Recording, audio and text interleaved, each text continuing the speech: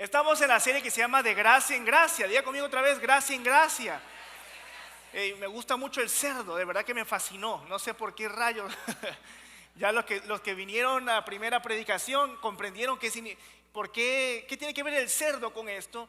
Y si usted no lo escuchó porque no vino, que Dios lo perdone primero. Y segundo, el cerdo nos representa a nosotros. ¿Sí? El cerdo nos representa a todos nosotros. Y comprendimos por qué el cerdo. Partimos al principio con la gracia redentora de Dios. Y hablamos sobre el hijo pródigo, un judío de la historia judía, una de las parábolas más famosas de Jesús, el hijo pródigo. Y la historia tiene que ver con judíos. Malgastó todo, se fue, terminó cuidando cerdos, que para los judíos los cerdos es lo más inmundo e impuro. Y luego se le terminó antojando la comida de los cerdos. Entonces muchas veces nosotros vivimos como los cerdos. Estamos sucios, estamos embarrados, estamos puercos, estamos cochinos. Pero la gracia de Dios es más grande, que nos puede limpiar. Entonces a veces tenemos la condición de cerdos, pero aunque tengamos la condición de cerdos, que eso es lo que nos representa, no somos cerdos, somos hijos de Dios. Pero cuando nosotros estamos sumergidos en el pecado, terminamos siendo, diga conmigo, como cerdos. Pero no hay nada que la gracia de Dios no pueda hacer. Amén. Hemos estado aprendiendo en esta serie que no hay nada que la gracia de Dios no pueda hacer. No hay nada que la gracia de Dios no pueda restituir. No hay nada que la gracia de Dios no pueda transformar. Por eso yo iniciábamos este mensaje diciendo: no importa cómo usted venga hoy en día, si es tu primera vez en la iglesia, si es tu primera vez después de mucho tiempo de no haber asistido a una iglesia, no sé cuál sea tu condición, no sé con qué estés batallando, pero no importa cómo tú estés, siempre y cuando tú decidas volver a ti mismo y decir: de verdad tengo que arrepentirme, Cristo siempre te puede transformar. Hay gente que ha sido marcada en su vida porque algún ser querido le dijo: tú nunca vas a cambiar. Mucha gente que fue marcada por un padre, por una madre, por un novio, una novia, que en un momento crucial de su vida le dijo: eres igual que tu padre, eres igual que tu madre, eres igual a tu familia, nunca vas a cambiar.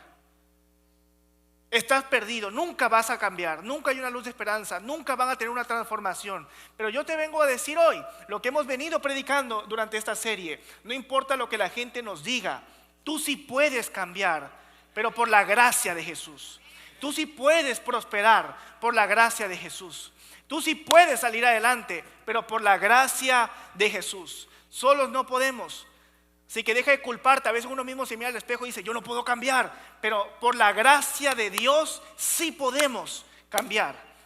Porque no es que nosotros nos cambiemos, es que Dios no solamente nos perdona y nos quita del lodo del cerdo.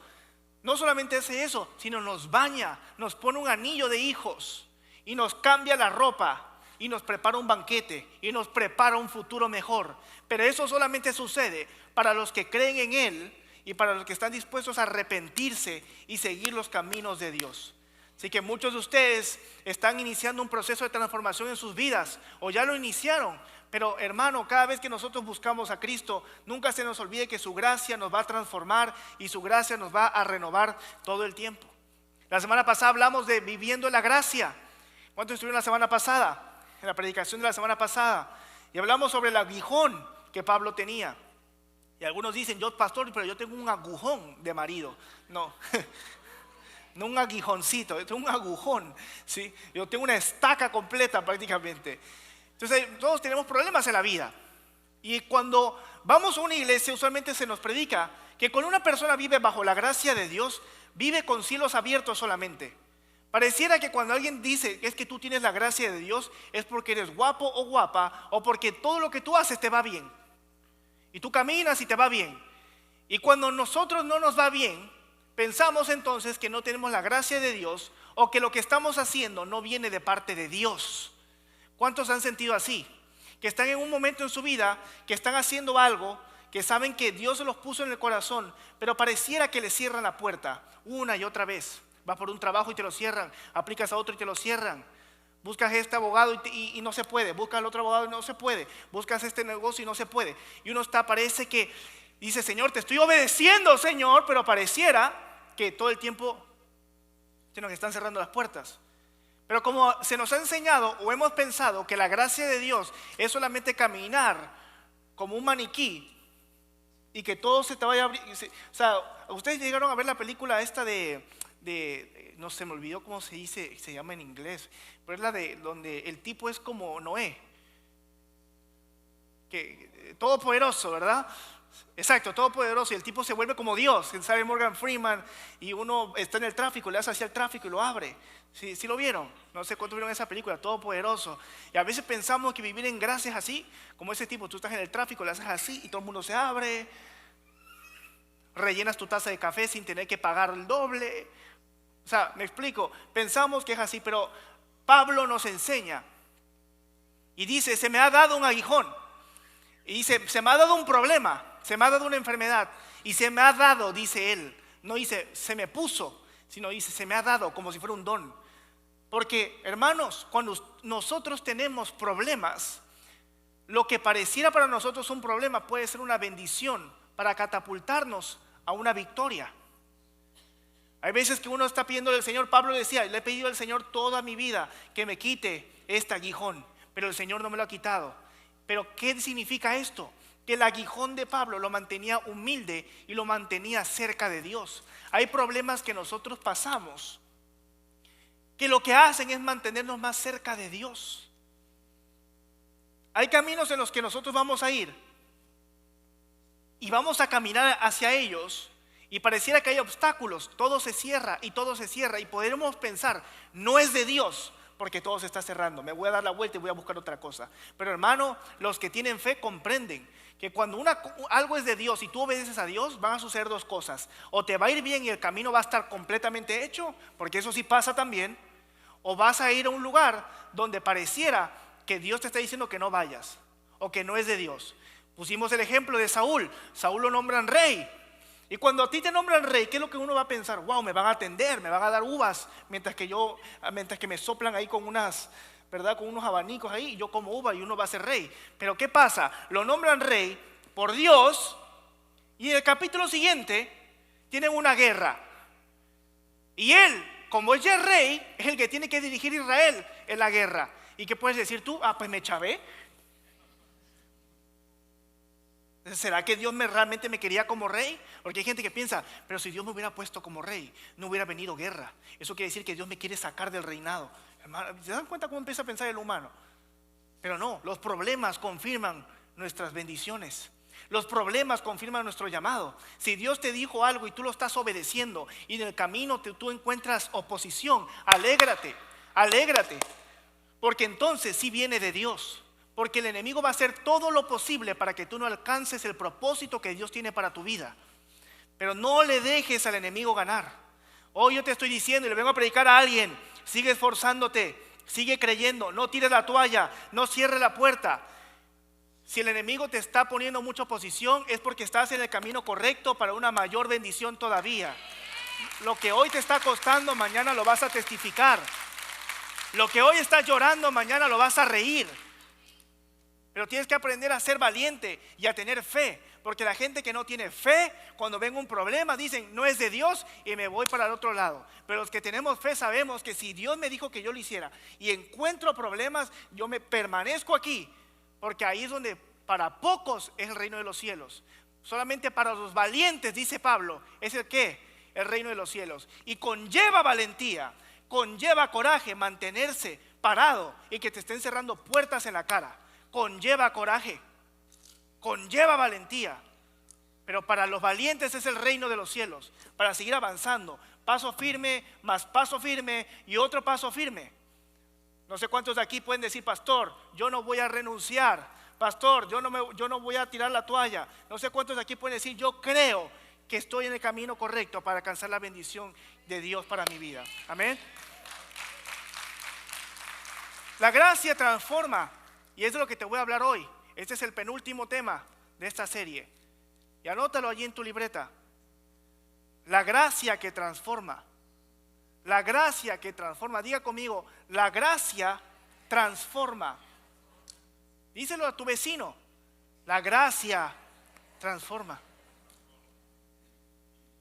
Hoy muchos de nosotros vamos a salir transformados por su gracia. Quizás vienes con problemas, vienes con cargas, vienes sin conocer a Dios, pero hoy vas a salir transformado, porque hoy te vas a encontrar al santo. Hoy te vas a encontrar al santo que va a hablar tu nombre y que te va a transformar, porque es su gracia la que te va a transformar. ¿Y por qué nos va a transformar, pastor? Para una gloria mayor.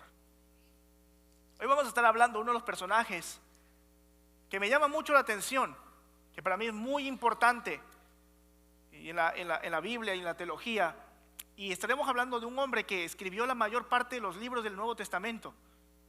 Un hombre que es muy usado, su vida ha sido muy estudiada por mucha gente. Su vida Dios la usó para hacer como una piedra también de referencia para lo que es la iglesia cristiana. Es el ejemplo de cómo nosotros debemos de seguir a Cristo y de cómo nosotros debemos de comportarnos como cristianos. Hoy vamos a estar hablando de un hombre que la mayoría de sus cartas las escribió no en un viaje misionero, no sentado en su casa. Un hombre que escribió la mayoría de sus cartas desde la cárcel. Y esto nos enseña el compromiso de una persona por lo que él predicaba y por el Dios que él seguía. Y estamos hablando del apóstol Pablo. Del apóstol Pablo, un hombre que a pesar de estar en la cárcel, ¿cuántos de nosotros hemos escuchado el Filipenses 4:13? Todo lo puedo en Cristo. La gente se lo pone en los tenis, los basquetbolistas, los futbolistas. Hay camisas que dicen Filipenses 4:13, todo lo puedo en Cristo que me fortalece. Y wow, lo tienen en las casas. Bueno, ese versículo lo escribió un hombre en prisión.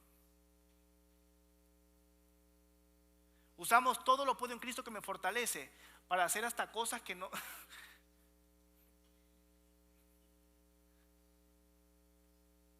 Pero podemos ver que el que escribió a veces tomamos la frase del texto, pero no tomamos el espíritu del texto. Porque todo lo puedo en Cristo que me fortalece, no solamente para jugar un deporte o para hacer algo, sino para atravesar los momentos más difíciles de tu vida. Pero primero, para ver lo de Pablo, vamos a ver rapidito la primera aparición de Saulo y de su contexto. Porque es importante que tú comprendas conmigo el contexto de quién era Saulo. Diga conmigo, Saulo. Porque primero fue Saulo y después fue Pablo. Fue tan grande la transformación en su vida que Dios le tuvo que cambiar hasta el nombre. Saulo. La primera aparición de Saulo la podemos ver aquí en Hechos, en el versículo 7. Si vamos a Hechos, hay una historia que se nos habla de un joven llamado Esteban. Esteban fue uno de los primeros mártires porque murió apedreado. Esteban, dice la Biblia, que era un joven que fue y predicó. Y aquí, si tú lees el capítulo 7, yo te invito a que lo leas en tu casa. Esteban se avienta un sermón que tú dices, diablo. Esteban estaba empoderado por el Espíritu Santo que se para y se avienta una predicación de esas que tú dices, la botó del estadio. Porque el tipo predicó el evangelio, pero no solo eso, abofeteó a todos los fariseos, porque les habló de un sermón histórico, habló de la historia de todos ellos, sabía todo el contexto sin tener un libro en la mano, se aventó toda la historia de los hebreos, habló completamente de la ley y terminó metiendo al Mesías y predicó. Mucha gente fue salva, pero se enojaron otros y hicieron matarlo. Ya conmigo, lo mataron. Imagínate que tú estás predicando la palabra de Dios y te matan. Si a veces cuando nosotros vamos a una bendición y no nos va como nosotros pensamos, decimos, ay, esto no es de Dios, el Señor me ha abandonado, pastor. ¿Qué hubiera dicho Esteban? ¿Está obedeciendo a Cristo, sí o no? está haciendo su misión, ¿sí o no? Y sin embargo lo terminan ¿qué? Matando. Y esa fue la gracia de Dios también en su vida. ¿Te das cuenta? A pesar de que lo mataron, estaba la gracia de Dios sobre él. Y una de las oraciones que él dijo mientras lo mataban se cumplieron con el paso de los años. Es increíble porque aquí podemos ver cómo hablamos de la fe y que los hombres, pero Hebreos 11, cuando te habla de la fe, mucha gente lee los primeros pedazos de Hebreos 11, pero no lee todo el capítulo, donde te dice: por la fe algunos perecieron, por la fe algunos fueron perseguidos, por la fe unos soportaron iniquidades y persecución. Así que si tú estás pasando problemas y tú tienes fe todavía y sigues buscando a Cristo, eres una persona llena de fe. Y alégrate, porque si tú sigues buscando a Dios a pesar de lo que te está sucediendo, Dios está recompensando y va a recompensar tu fe. Entonces, Esteban se avienta un sermón increíble. Y vea conmigo el versículo 58. Diga sus Biblias ahí, búsquelo por favor.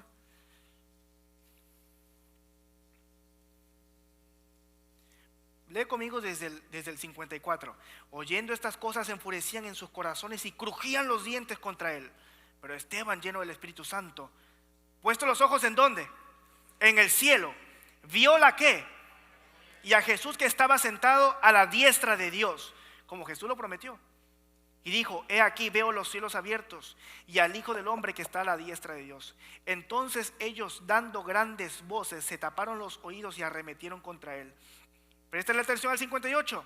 Y echándole fuera de la ciudad, le apedrearon, y los testigos pusieron sus ropas a los pies de un joven que se llamaba Saulo. Pablo, el gran apóstol Pablo, primero fue el perseguidor número 1 de la iglesia cristiana, el asesino de asesinos.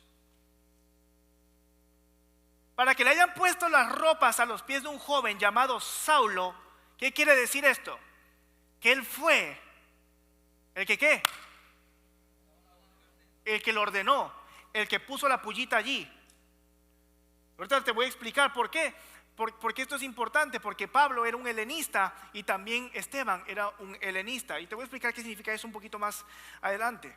Pero veamos el contexto aquí. La primera aparición de Pablo la vemos en Hechos 7. Matando a Esteban, a un joven. El gran hombre de Dios. Por eso te vengo a decir, no importa cuál es tu pasado, ni cuál es tu presente. No importa cuál sea la historia escrita de tu vida.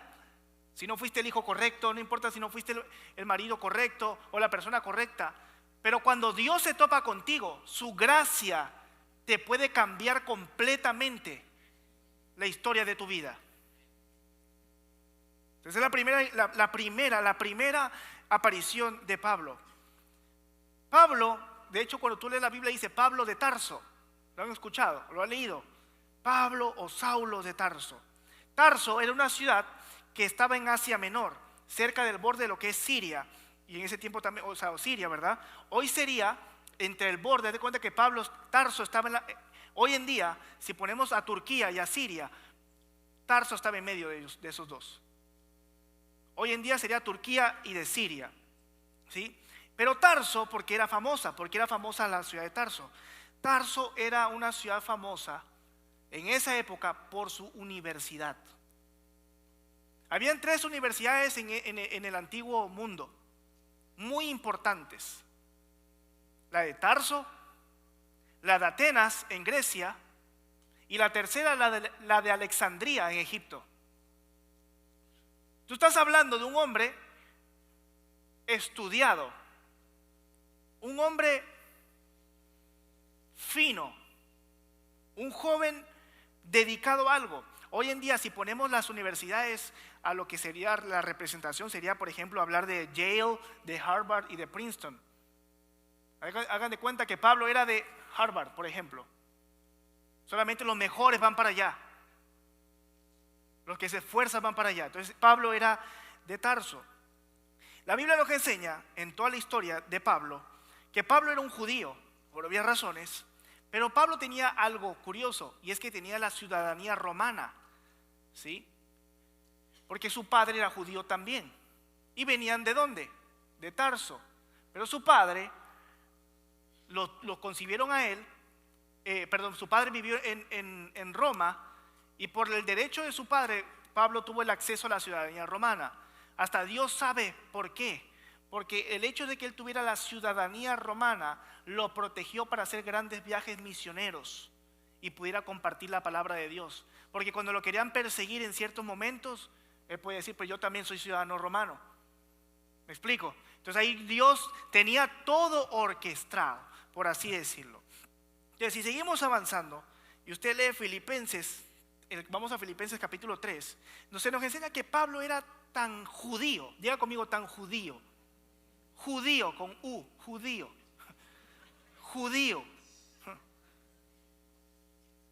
que se podía jactar de eso. No sé si tienen Filipenses por allí rapidito. Dice, aunque yo tengo también de qué confiar en la carne, si alguno tiene de qué confiar en la carne, yo más. Aquí me gusta porque Pablo está hablando, déjalo en el 4. Pablo está aquí simplemente destrozando a todos los soberbios y a los orgullosos, con su propia soberbia.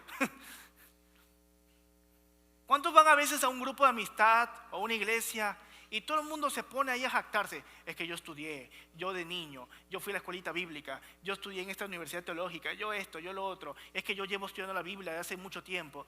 Entonces Pablo se harta y dice, miren, si alguien tiene que jactarse soy yo. Yo más. Vamos al versículo 5. Mira lo que dice ahí. Circuncidado, ¿a qué día? Al 8º día, como Jesús, como la tradición hebrea, del linaje de Israel, de la tribu de Benjamín. Ese hombre sabía de dónde venía, que de hecho la tribu de Benjamín era una tribu muy honrada. O sea, no soy de cualquier tribu, soy de una de las mejores tribus. Hebreo, ¿de qué? Es como, voy a hacer una broma aquí, como ayer estábamos nosotros felicitando a Samuel que cumplió años, y Samuel es maracucho. Y Samuel puede decir, maracucho de maracuchos, ¿sí? Sí. ¿Cuántos ustedes conocen a una persona que dice, este tipo sí, se ve que es mexicano hasta los huesos, ¿no? Se ve que este es venezolano hasta la arepa. Se ve que este es ecuatoriano, se ve que este es chileno, se ve que este es peruano. Pero él dice, hebreo de hebreo, él se jactaba de decirme, ¿hebreo de qué? De hebreos. ¿Qué significa hebreo de hebreos? Que estaba devoto a todas las tradiciones hebreas. Todo lo que los hebreos celebraban, él lo celebraba. Todos nosotros venimos de países donde tenemos culturas y tradiciones, pero no quiere decir que tú hagas todas las tradiciones y culturas de tu país. Hay unas que tú dices, me importa, hay unas como, la festejo, hay unas como que no. Pero él era tan devoto que celebraba a todos. Tú dices, en nuestros países, por lo menos en México, todos los días son un santo. Si te toca el Santo Jerónimo, te toca ahí y hace una pachanga, una fiesta para el Santo Jerónimo.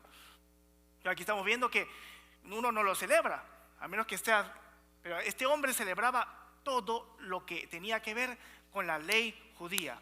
¿Y qué luego dice después? En cuanto a la ley, ¿qué dice? Fariseo. ¿Qué más? En cuanto al celo, perseguidor de la iglesia. En cuanto a la justicia, que es en la ley, irreprensible. O sea que no me equivoco. Pero cuántas cosas eran para mi ganancia, las he estimado como pérdida para el amor de Cristo. Hay gente tan soberbia que te dice, es que yo he hecho, yo hice, yo estudié, yo estoy aquí, a mí no me convence la predicación, yo no me voy con lo que es un Dios ahí, y que yo no hago esto, es que hermano, la misma Biblia nos dice, ni usted ni yo nos podemos jactar en la carne, como Pablo se podía jactar en la carne. Dios usó al más cabezadura para esparcir la iglesia. Entonces yo quiero que te vayas dando cuenta y lo piensas contigo mismo, a veces uno dice, es que yo soy tan... A veces uno mismo se tiende a descalificar. Se tiende a descalificar de Dios. Se tiende a descalificar porque dice que yo no puedo, yo soy tan... Y uno empieza y empieza y empieza. Y hermanos, no hay nada que Dios no pueda hacer para transformarnos.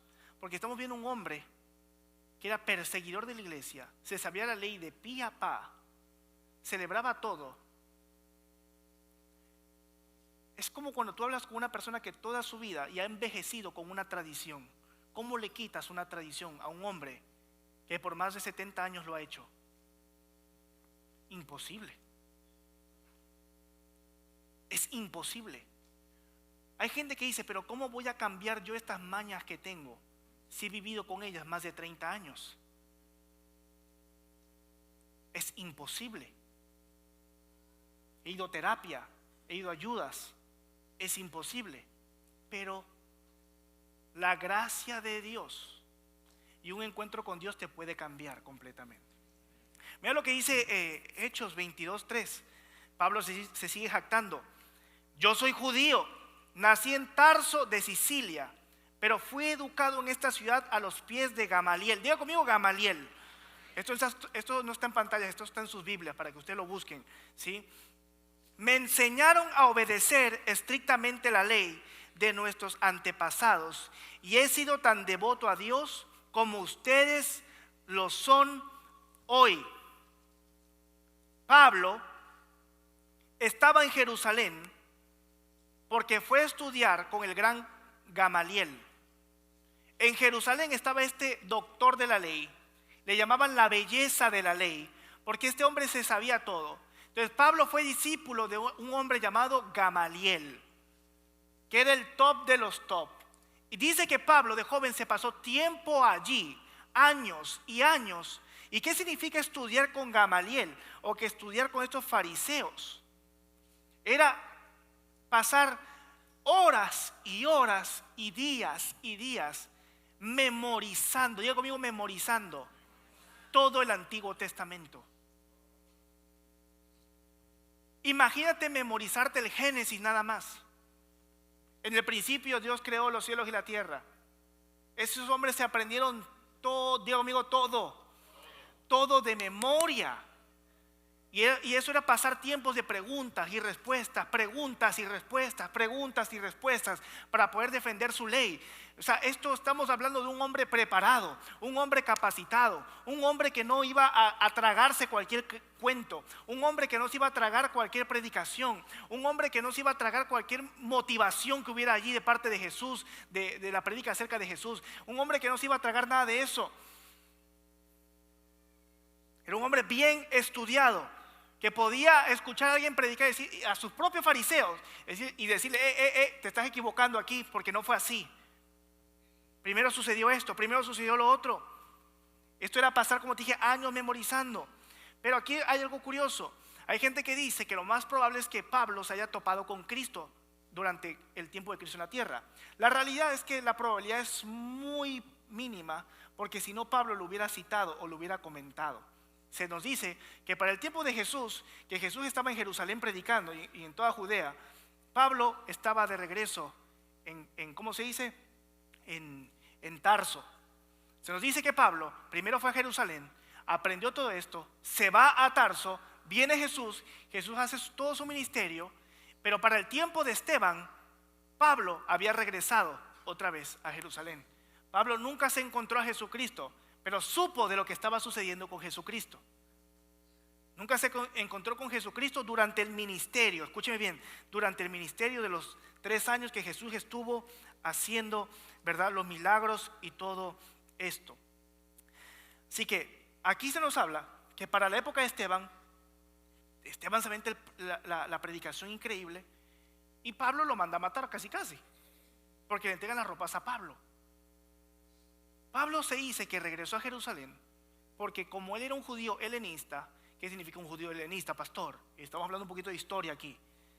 Helenista era un judío, eran los judíos que eran nacidos fuera de Jerusalén, fuera de Israel, ¿sí?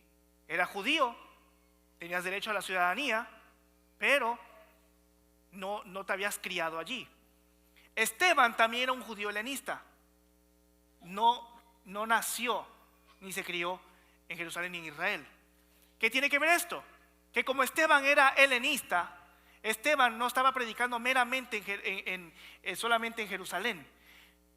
Esteban estaba predicando por todos los alrededores, pasando por Tarso, pasando por todos estos lugares, al grado de que Pablo empezó a escuchar que se estaba levantando un evangelio que venía a predicar del Mesías y de que Jesucristo resucitó, que murió en la cruz al tercer día y que Jesucristo resucitó. Entonces Pablo empieza a escuchar todo eso y empieza a hacer una persecución y llega a Jerusalén y se encuentra a Esteban, quien había estado predicando junto con otros discípulos por toda la región. Y ahí es donde dice, yo voy a empezar, y ahí es donde él empieza a matar y a perseguir a cada cristiano que se paraba a predicar en las sinagogas judías, a proclamar que Cristo había resucitado. Te estaban matando por proclamar que Cristo había resucitado. Y Pablo fue el pionero de los que tenían tanto celo. Por eso lo dice él en cuanto a la ley en Filipenses: celoso. Yo mato al que quiera predicar otra cosa que no sea el Antiguo Testamento. Yo mato. ¿Cómo se puede cambiar un hombre de esa forma? Hay gente que piensa, pero es que mi marido es tan duro, es que mi mujer es tan dura, es que mi papá son tan duros, no creo que conozcan a Cristo. Necesitas un milagro. No sé cómo va a cambiar.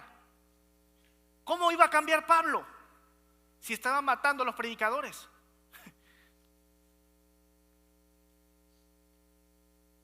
¿Cómo iba a cambiar Pablo si él fue que casi ordenó que mataran a Esteban, a un joven muchacho predicando la palabra de Dios? ¿Cómo íbamos a ver, cómo uno puede pensar cómo Dios es justo si el que los mandó a matar ahora es un apóstol?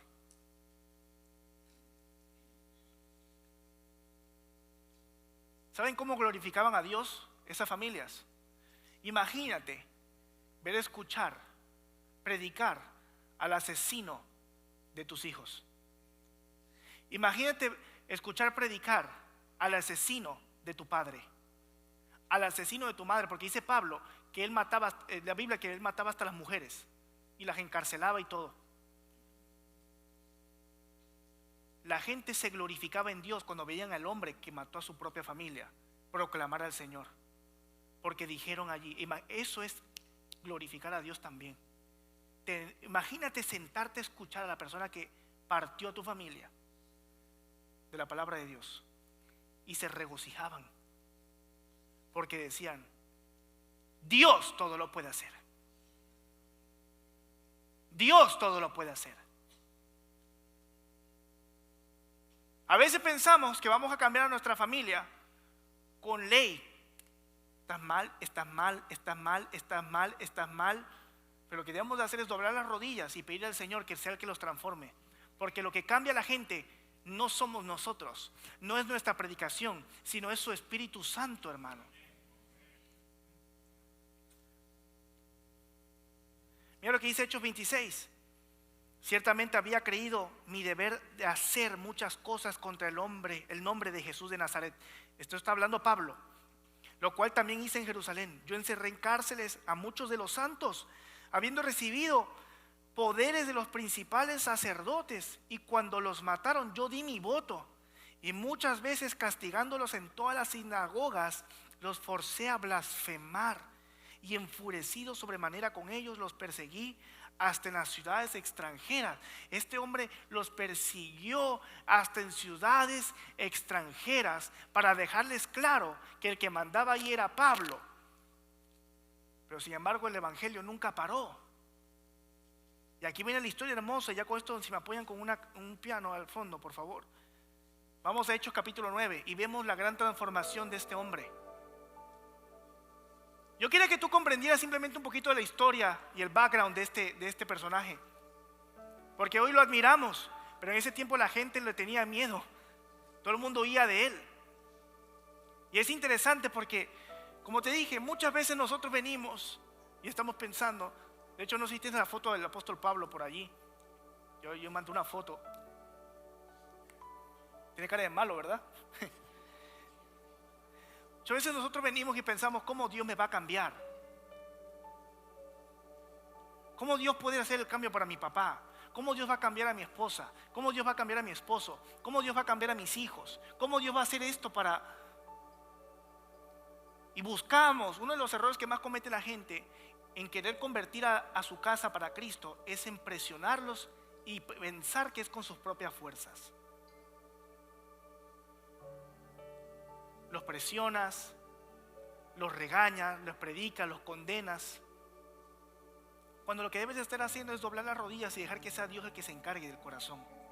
Porque ese hombre que está allí, no se puede, déjame la foto allí, ese hombre que estaba aquí, ahora sí, está aquí, era imposible de cambiar.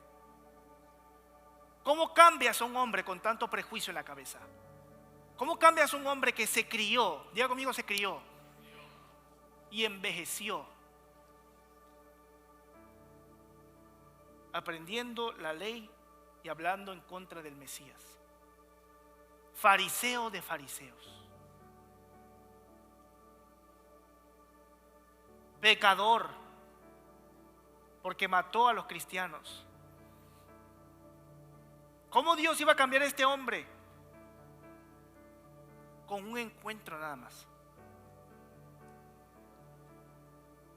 Con un encuentro. Y mira lo que dice Hechos 9, versículo 1.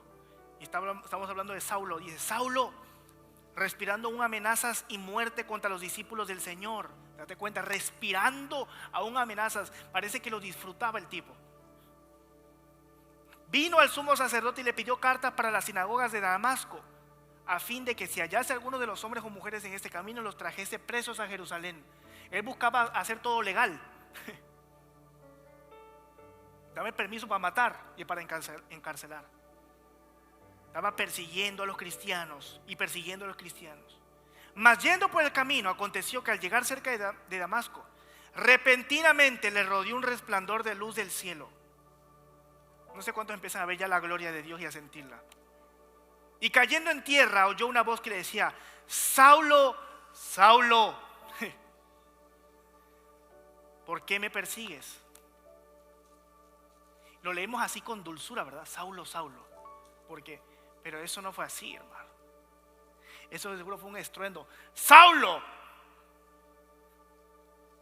¿por qué me persigues?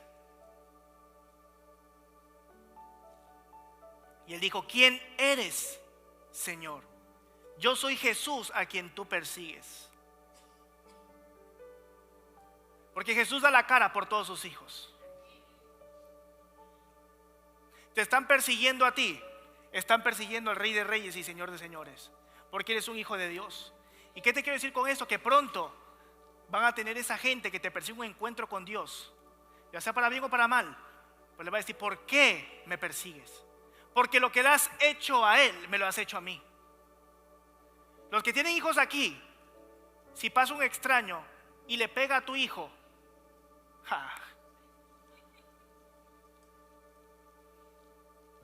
que me agarren, porque si no, no respira. Porque si se lo hacen a tu hijo, se lo hicieron a quién. Saulo, ¿por qué me persigues? Y mira lo que dice aquí, ¿quién eres, Señor? Y yo le digo, yo soy Jesús a quien tú persigues. Dura cosa te es dar coces contra el aguijón. Y temblando y temeroso, dijo, Señor, ¿qué quieres que yo haga? Y el Señor dijo, levántate y entra en la ciudad y se te dirá lo que debes de hacer.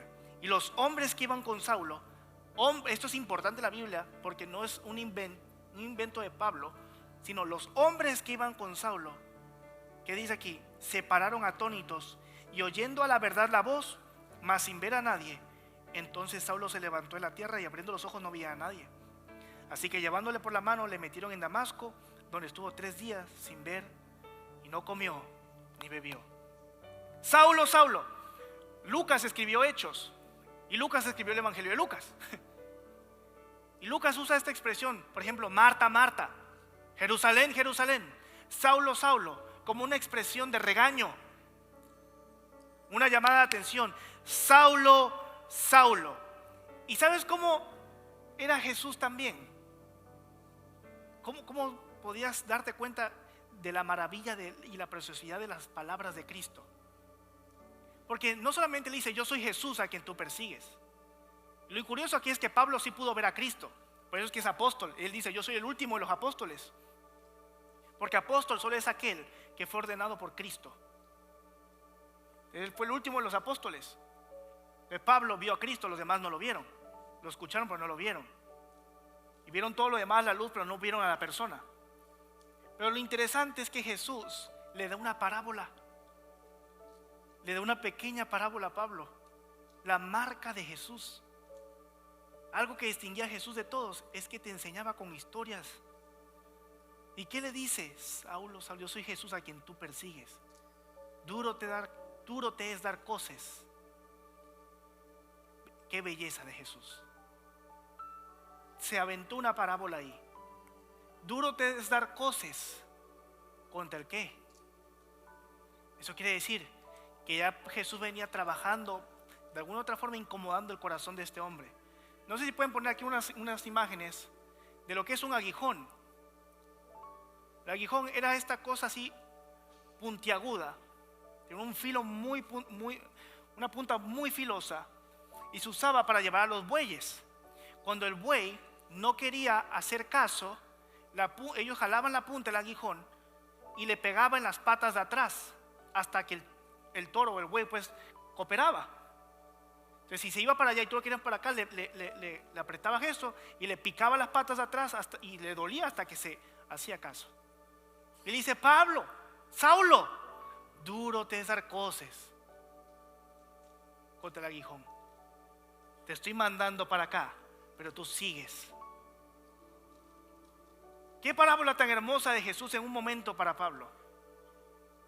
Y ya Pablo sabía que Jesús hablaba por parábolas. Y ya para ir terminando, dice aquí en el versículo 6, él temblando y temeroso dijo, Señor, ¿qué quieres que yo haga? El hecho que diga que Pablo estaba temblando y temeroso nos dice que no todos los encuentros con Dios pueden ser placenteros.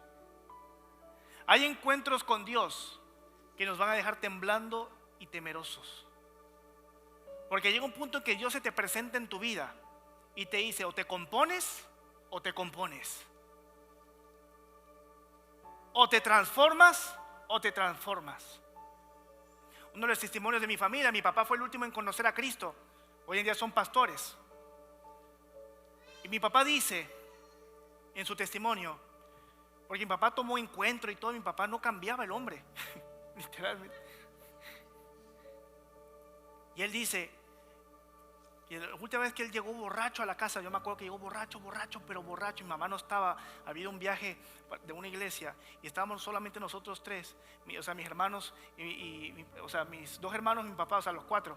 Y cuando mi papá llegó borracho, dice mi papá que después, al día siguiente, en esos días estuvo él como que meditando, ¿verdad? Y dijo, ya me pasé mucho, porque ese día mi hermana lo recibe en la mañana, él se fue en la noche y mi hermana lo recibe en la mañana, como a las 10 de la mañana. Mi hermano y yo tuvimos que ir a buscar dónde estaba la camioneta, no sabíamos en dónde, tuvimos que llamarle a sus amigos y como todos estaban borrachos, nadie sabía, ¿sí?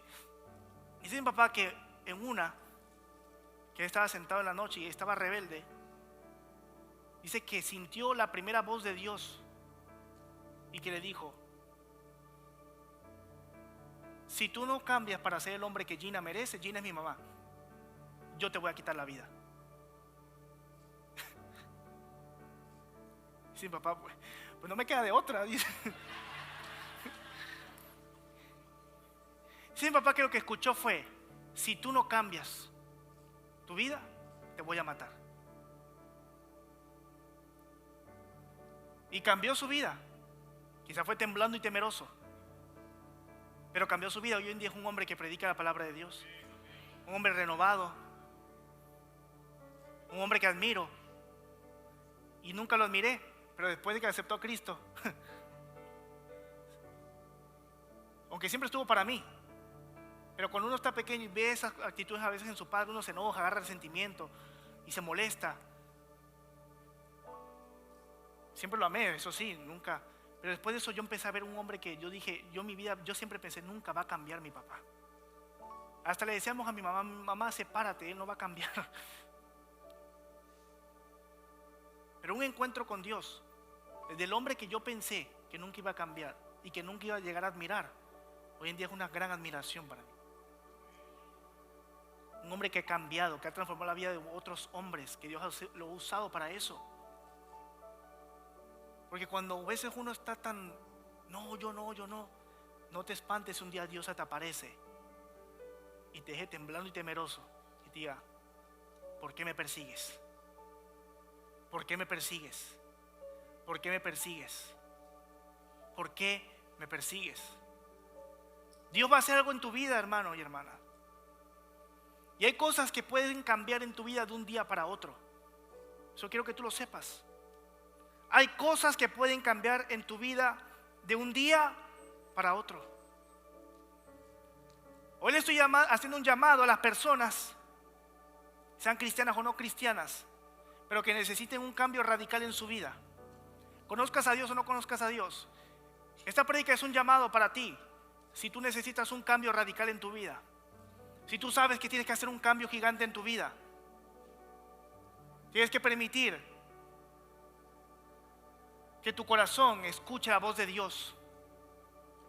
Porque no importa cómo seas tú, no importa cómo sea tu condición, no importa qué tan testarudo seas, si hoy tú estás dispuesto a escuchar la voz de Dios, vas a escuchar un estruendo que te dice, ¿por qué me persigues? Y que te va a cambiar la vida.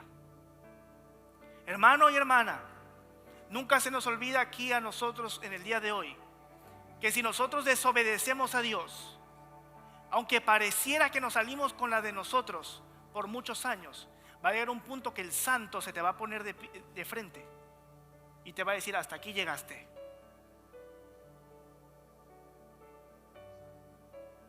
O te calmas o te calmo. O me entregas tu vida o te la quito. No estoy metiendo miedo a nadie. Pero yo quiero que usted sepa que a pesar de todo lo malo de Saulo, la gracia de Dios lo transformó de un día para otro. Así que tú tienes que tener esta fe y esperanza de que de un día para otro puede haber sanidad en tu vida. De un día para otro puede desaparecer un tumor. De un día para otro puedes tener un corazón renovado. De un día para otro, escúchame bien, de un día para otro Dios puede restaurar tu matrimonio. De un día para otro Dios puede restaurar tu casa. De un día para otro Dios puede darte nuevos sueños. De un día para otro tu negocio puede prosperar.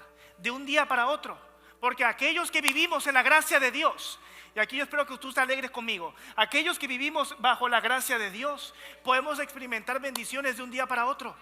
Aquellos que vivimos bajo la gracia de Dios podemos saber que no importa qué tan sucios que estemos a veces, hay un Padre que siempre nos va a lavar, hay un Padre que siempre nos va a limpiar, hay un Padre que nos va a levantar.